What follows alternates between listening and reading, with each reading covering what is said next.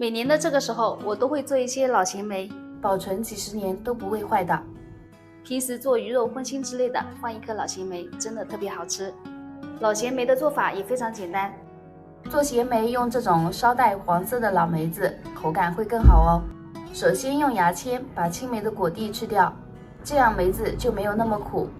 全部处理好后，再加入清水，反复的搓洗，把青梅表面细细的一层绒毛搓洗干净，然后控水捞出，装入大盆中，再加入多一点的食盐。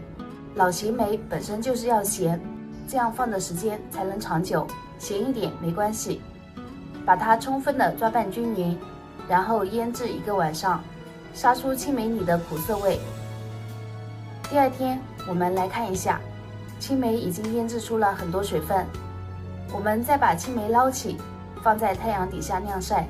天气好的话，晒2天基本就可以了，晒成这样子皱皱巴巴的就行了。然后准备一个干净无水无油的密封罐子，把晒好的梅子装入罐中，提前准备好一盆凉开水或者纯净水，梅子全部装好以后，再倒入多一点的食盐。老咸梅就是要咸，时间放得越久，风味越好，而且作用也更好，所以咸一点没关系。最后再倒入凉开水，完全浸泡住梅子就可以了。然后盖好盖子，放在阴凉避光处密封保存就可以了。是不是非常简单？平时做菜取一颗做调味料，特别的好吃。